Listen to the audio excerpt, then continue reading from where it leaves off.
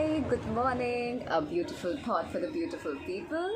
Today I was reading a book, Robin Sharma, and while reading this book, I picked up one beautiful line about collaboration and competition.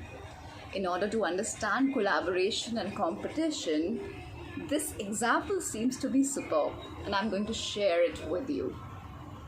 It says that, in life, sometimes our heart says something to do, whereas our mind completely opposes that. Because mind says, mind thinks a lot.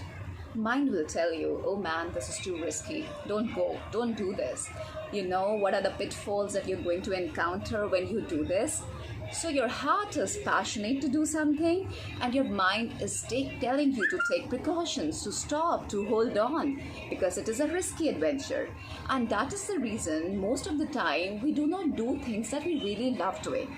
We do things, something which our head says to do, which listens to the environment, which do its own introspection, and which generally thinks. Now, here we see that mind and heart is in disharmony, or we can also say they are competing each other, because heart says something else. You are the single individual. You have to do everything. You have to either listen to your heart or to your mind.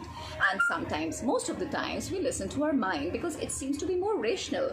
It gives us the reason, and that is the reason that we go with our head.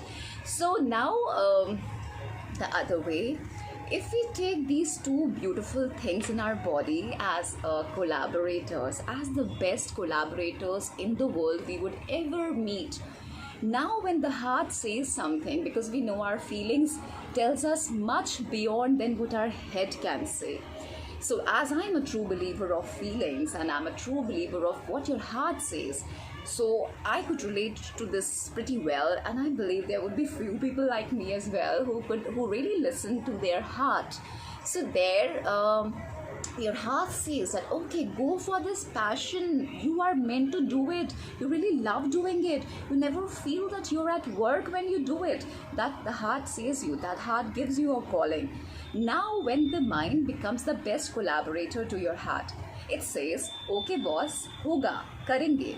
And now, because head has its own unique point, head goes for planning, thinking rationally, working out, making a plan for what our heart was saying, learning about what are the expected risks that we might encounter while going with the passion that we are doing, preparing for this risk, executing it rationally.